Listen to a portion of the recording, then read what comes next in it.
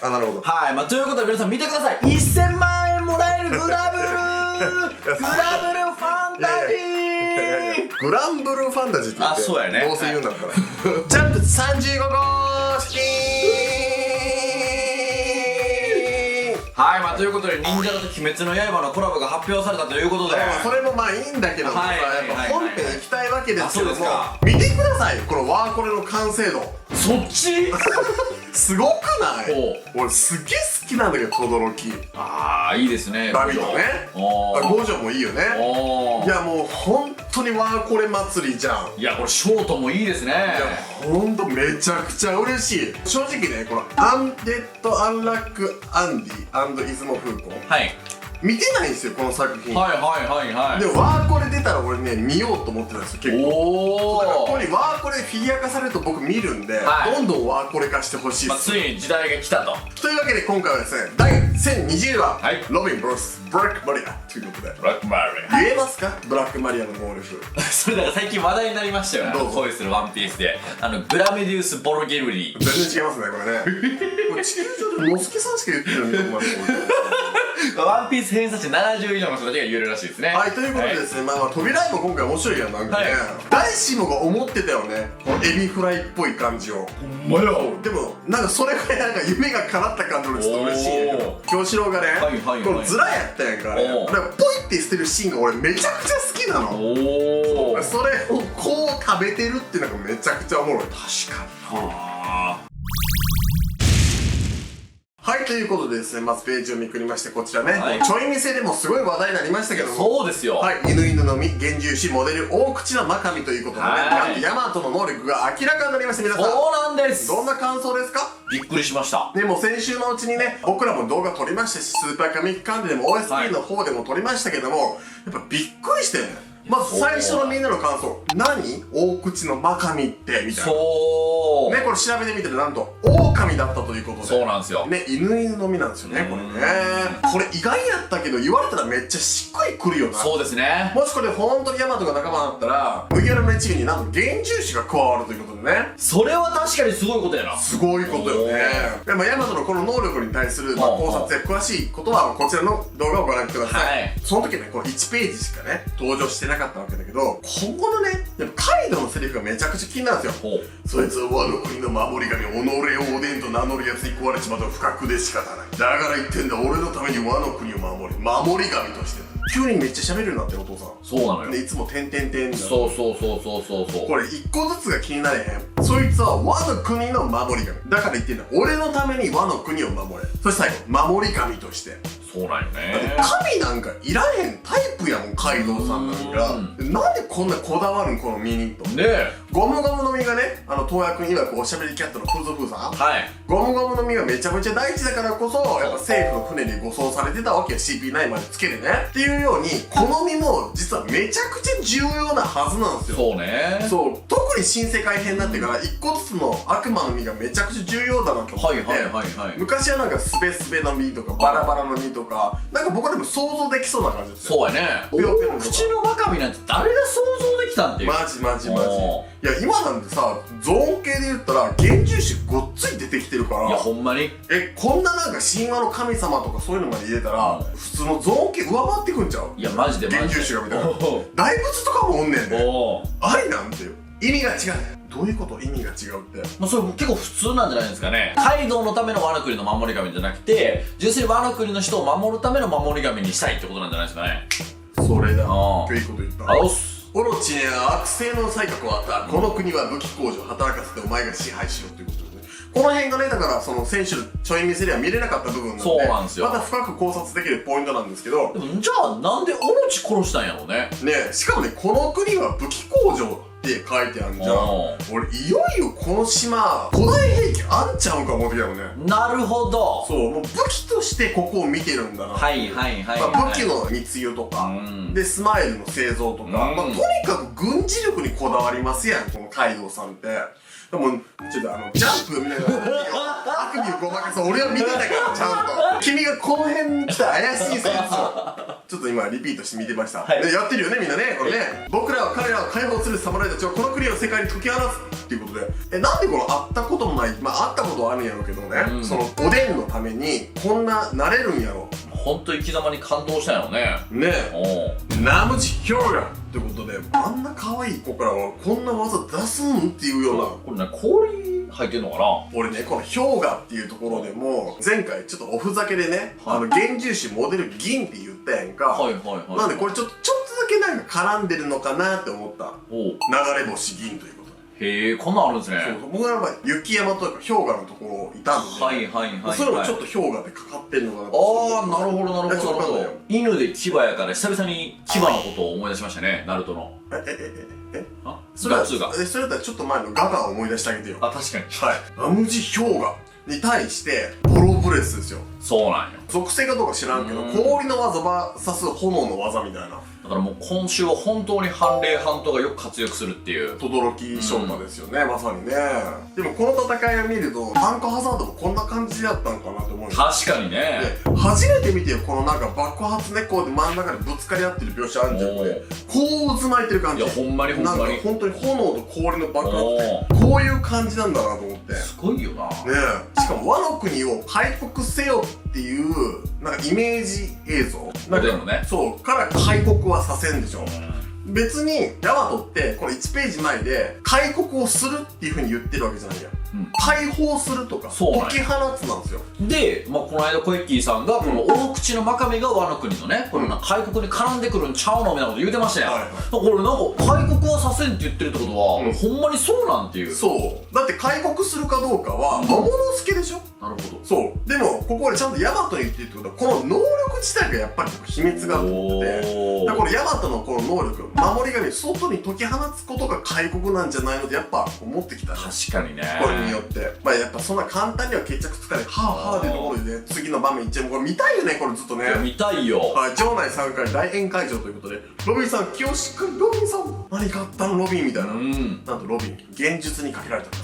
お母さんクローバーさんクローバー博士がやってきました。ここで待ってました。はい、待ってました。僕らはここでクローバー博士が登場したことで僕たちはみんながクローバー博士を忘れないように定期的に周期的にサムネに登場させ見てください、このクローバー博士のサムネの数を。もうこれウキウキしましたからね、僕クローバー博士出て今後堂々とまたクローバー博士を使えるぞっていう。そうなんです。クローバー博士の新規書き起こしが増えるぞみたいな。そう、小原の再来やと思いましたねえ。でもこれね、現実だったということなの。次のページにはデリシシでおなじみのサウロも出てきたわけなんですよ。ほんと残酷で和の国ってね、なんかおでん様を仕立てた赤座国男の前にイラストやったけどね、その偽物のおでん様が現れたりとか、ロビンにとって一番会いたい3人やんけ。そうよ。それをやっぱ出しちゃうって。で、あの時のアシラ童子がさ、冷静に見抜いて爆破されたけどさ、みんなやっぱ一瞬うるってくるじゃんね。そうなんや。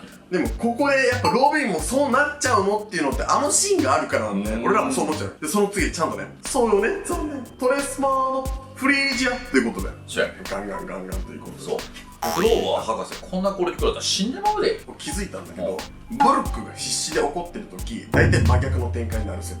ああ、確かに。ダメですよロビンさんって言ってめっちゃ止めてるやん。これって読者と同じ気持ちやん。ダメやねロビンいたみたいな感じだけど、モコモコ広告の時にもね、侍の名前ははーみたいな言ってたな。必死に言って、いや、はよ言ったらもっと分かっちゃうみたいな。ブルックがこの顔してる時は大体大丈夫みたいな、俺なんか通説あるんですよ。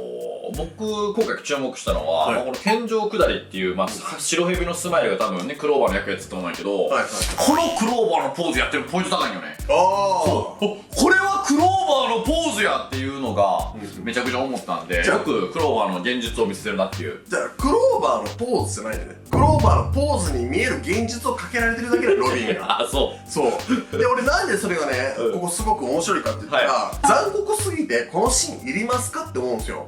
だって勘十郎の技がかすのんよね、これやることによって。ああ、まあ確かにね。ちゃんと立体的な絵を描くことによって現実を見せてたような感じやって、それがほんまの現実が出てきてしまったら、そうね。なんとなく勘十郎、あれみたいな。確かに確かに。なっちゃうじゃん。で、僕ね、あえてこう、現実出した意味をちょっとすっげえ深読みしちゃった。はい。思い出して自分の中の、なんかクローバー博士とかの思い出がこうフィードバックしていると思うんだよね、ここって。よくこういう偽物を見破るときってさ、お前は俺のことを名前で呼ばないとかさ、あ、そうそう。なんかキーポイントになるようなことを一発言って見破るやんか。二人の時はリザって呼ぶのよ、みたいなやつよね。それ、まさに、剥がれんな。でも、デリシシってちゃんと言ってってことは、ロビン自体がこの思い出を解釈してるってことやんか。そうね。ここでロビンがほんまは忘れてるだけで、クローバー博士はお母さんから聞いていたことを何か思い出していてほしいと思うんだよね、俺。なるほど。そう、進撃の巨人みたいに帰ったら秘密の地下室を見せてやろうみたいなことを、エレンが言われてたように、まあ、それは覚えてたんだけど、そういえばあの時クローバー博士が言ってたあの本はあそこにみたいなことを、だから地図上から消えた小原にもう一回戻る可能性があるんじゃないか。なるほどなるほど。だからあえてここで現実を見せて、その思い出したことのヒントがあるような風に。全然ちゃいますね。僕と考えてたこと。何でした？僕これ仲間他にも多分おるやん、この雲の仲間。俺他にも変身しとったらもしかしてぶっしりも出てきたんちゃうんかなっていう。ぶっしりまで思い出して笑われるから。ロシとか、ロビンはあんまどうでもよかったのかなっていう。ぶっしりとかに至っては出てきて、これ顔出てきて、お前名前何やったっけみたいな。ごめんなさい。ぶっしりさん、そう、分かってましたよみたいな。何やなんか。それは切ないね。10年ぶりぐらいに会う友達みたいな。そうね。なれへんかな。なんかこれゲームっていう技っぽい感じなんだけども、これはまあ分かるんですけども、ゲームって技がブラックマリアの技でしたということで。はいはいはい。そう、ブラックマリアこの技も使えるの？ねえ。黒だからどうなんこれ。いやーでもこれほんとどういうことなんやろうね。ねえ、いやこの雲の生態について僕は調べてんだよ。まあみんなの詳しいんかな。誰か考察者に言ってた。なんか毒針とかを刺すとさ、麻薬物質みたいな脳がふわーってしちゃって死んだことに気づいてないみたいなとかさ、なんか幻想を見させるような猛毒の霧を吐くみたいな、そういうのってあんのかな。あんま深く考えんでもね、トリケラトプスが空飛んでる時代やからそうそう、あんま深く考えずにいいんちゃうかな。空飛んでる時代やからってめっちゃおもろい。あなたも平気なのに50年間霧の中で仲間の全滅が夢だったらいいのにで毎日幻を見ては傷つきましたが、めっちゃ泣けんねんけどこれ。ブルー君に対してそういう感情抱くんですよ。抱きます。あ、よかったっす。いや確かにね、何十年間も牢の中に入って赤座国男やその光月がどうなったか心配だった川松めっちゃかわいそうランキングのトップ10には入ってるんだけど、ブルックもさ50年間さまようんだよ。いやきついよね。これってもう罰だよ本当に。だからそういうことを考えるとブルックも本当にいつもはヨホホホホって笑ってるけど寂しかったよな空と。いやそうなんよね。思うんよね。しかも本当に霧の中だったからされるね。でその後にヨホホどんな試練も今のためっていうのがこれすごいね、かっこいいんすよね。かっこいいよね。なんか意味深な気もすんねんけどね。そして振り袖和入道っていうことでこのずっとね論争あって、この武器なんやねんみたいな。これ北郎で見たことあるねんけど。そうそう、あるあるあるある。これなんとね和入道、それはそのままやったんやけど、バックのスマイルということでスマイルだったんですよねこれ。なんかすごい納得いかんけどな。なんでバクのスマイルは別に火出さへんやろっていう。そうそう、火起こし続けさせる必要あるんかみたいな。バクってさ、なんとなくその人の顔に似てるっぽい感じするんじゃん。だから人面犬がって言ってるから。まあね。なるほど、これ妖怪じゃなかったんだもんね。そう。なんかその妖怪的にさ火出してるからさ、俺多分妖怪なんやすごいワクワクしてたのよ。そしたら犬が走ってるだけなんやみたいな。ハムスターと一緒の原理かいと思ってちょっとがっかりしたんですよね、この辺の飛び六方がっかりポイントとして。がっかりポイント。僕このブラックマリア最高ポイントとして次のページのね、天井から逆さずりになってるやんか。その時の父がめちゃくちゃいい。この父の重力にちょっと負けてちょっと下がってる感じが僕すごく刺さる。特殊性癖やな。ちょっと皆さん高評価押してほしい。ちょっとそう思ったよっていう人。これヤマトの話に戻るんやけど、その父の話やと、このヤマトが厳重化してしまって、見てこの父のあたりも毛むくじゃらになってしまって、山木横父マニアが全部泣く時代が来てしまったな。変身せんといてくれる。そうここだけは変身やめようって。大丈夫、仲間になったらたくさん見れます。皆さん確かに。でブラックマリアね、もう見れなくなる可能性ありますから。でスパイダーネットにこう助けてもらうんだけども、床が火の海にっていうことで結構すごくない？おかわりなしやん、城中燃えること。いやほんまにこんな火の海になるの上手か思ったもんな。ジョーの最後の方のアトラクションで火の海になるんやけど、でも火がね城に燃えててもう一個同じ状況あるでしょ。何？オロチも火をつけてるんや。おお、確かに。そうだから火をつけていくことが重要なんやろな。もしかしてさ、オロチとブラックマリア結託してる可能性ある？いや知らんけど。でも今回さ、てか前回の佐々木とかもそうなんやけど、勝負ついていくようでついていかへんやんか。そうね。そのフーズフーもそうやったけど、だから間飛ばすこと意味あるんやろうな。そろそろさ一匹ずつ倒しとかんと、ちょっときつないペース的に。きつい。けどそれあえてちょっと違うっていうのはまた僕の好きなワンピースの展開として一気にドドンドドンってこう片付いていやありえそうね。そう一話ずつ完結したんじゃなくてちゃんと同時にドドンみたいなドドンドドンドドンってきて最後カイドウだけ残るよっていう勝者お波みたいな感じさ出るのがかっこいいなと思ってそういう展開って持っていきたいんだろうな。いやありえるね。ねえめちゃくちゃ良くないですか。あの武器が生き物なんだっていうね。なるほどな。ブルックがやっぱりめちゃくちゃ活躍するのよね。そうなんよ。ワニュードが壊れちゃってブラックマリアさんご乱心なんですけども強いよね。強いブラックマリアってね。でニコ・ロビンも最後さヒガンテ・フルールやるやんか久しぶりね。どうすかでかい女 VS でかい女みたいな。ブラックマリアほんまに強いんかな。ロビンとブルックリン歯が立ってなくない？ロビンが強すぎん。なるほど。そうロビンとブルックはいはいはいはい。そうロビンがね武装色の覇気とか竜王を身につけたら結構無敵に近くなる。いや近い。この花一つ一つに竜王みたいなのやったらもうえぐくないえぐそうやで。ねえぐいやん。まあ覇気の消費もえぐそうやけどな。そうねちょっと難しいんだなそれは。でもいいよねサンジが私を頼ってくれた意味をあなたが知る必要はない。そうやね。これいいよ。彼こそ海賊王の緑用にふさわしい男。両翼にふさわしい男ということで。まあ僕これを聞いた時に無印版の映画じゃない方のマクロスフロンティアの最後を思い出してお前たちが俺の翼だってアルト君が言ったシーンがあるんですけどずるくないあれシェリル・トランカに対してほんまあれずるいと思う。ジンベエがなんかその入ってまあサンジってもうここから戦闘要員じゃなくてどっちかというとサポーターに回るんじゃないのかみたいな話があったじゃないですか。でもやっぱりこれから先もやっぱ三強としてまあゾロとサンジでルフィを支えてくれるんやなっていうのが改めて麦わらの一味もそう思ってるんやなと思ってすごい嬉しかったですね。どうするゾロじゃなくてウソップのことやったらサンジとウソップのことよねみたいな。嘘やろ。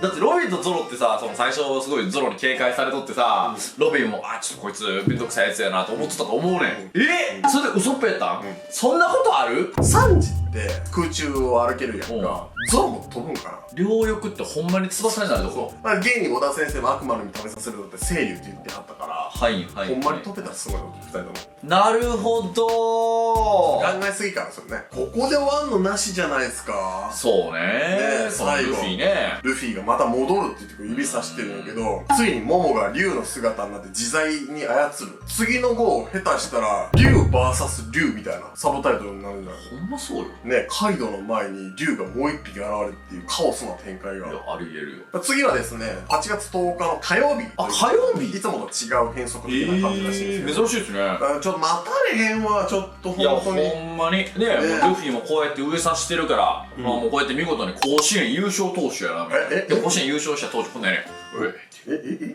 あ違うモモがさここまで降りてきたのってね忍のタコに降りてきたわけやんか。運べる？いやちょっとこれはモモの覚醒とカリブがなんとかしてくれるかもしれない。でもパンクハザードの時はねルフィを乗せて一応ちょっとの距離でも飛んでたんで可能なことは分かんやけどコントロールできるようになりますかねこの短期間に。どうなんやろね。僕の予想はその花の都は決戦の地にふさわしいと思ってたんでそこまで行っていくんかなと思ったら空飛んでいくんやないのかな。もしかしたらねもうほんとメルビューの決戦みたいな感じになる可能性ありますよね。その上で戦って雷とかが落ちてきてカイドウがやられちゃうよみたいな。いやそれにしてもカリブーのあの人も結局わかんない。まあ確実なのもカイドウじゃないわけなんだけどそうね誰だシャンクスよ。カリブーのあの人は。いやもうシャンクスの下にカリボーと嫌なんやけどもうちょっとなんかそれはちょっとしゃあないんや。しゃあない何しゃあないんやまさかこんなところで再登場するとはねカリボーね。しかもなんかさらっと出てきたよね。どうするつもりだよ。もう謎も深まったね。今後めっちゃ面白かったね。いや面白かった。で言いたいことたくさんあるし、まだ気づいたポイントあるんやけども、23分まして1回終わろうと思ってんやけど、そうですね。明日はちょっとのすけさんと一緒に動画撮りますので、はいそれ気になってるところどんどん深掘りしていこうと思いますので、はいコメントぜひお待ちしております。お願いします。今週のジャンプも楽しかったとしています。高評価お願いします。僕たち月曜日ワンピースが掲載されてる時には感想レビュー会やりますので、ぜひそれが楽しめるという人はチャンネル登録ぜひともお願いします。僕たち SNS もやってますんで、Twitter 公式 LINE ライブをフォローよろしくお願いいたします。それでは See you! バイ。小屋ちゃんクルーがこの夏アゲアゲ、楽しみいっぱい躍動感。クルーのみんなでもっと盛り上げて、 Twitter、LINE ライブ公式 LINE もやってるよ。フォローしてね。僕らの場合は小焼きチャンネル。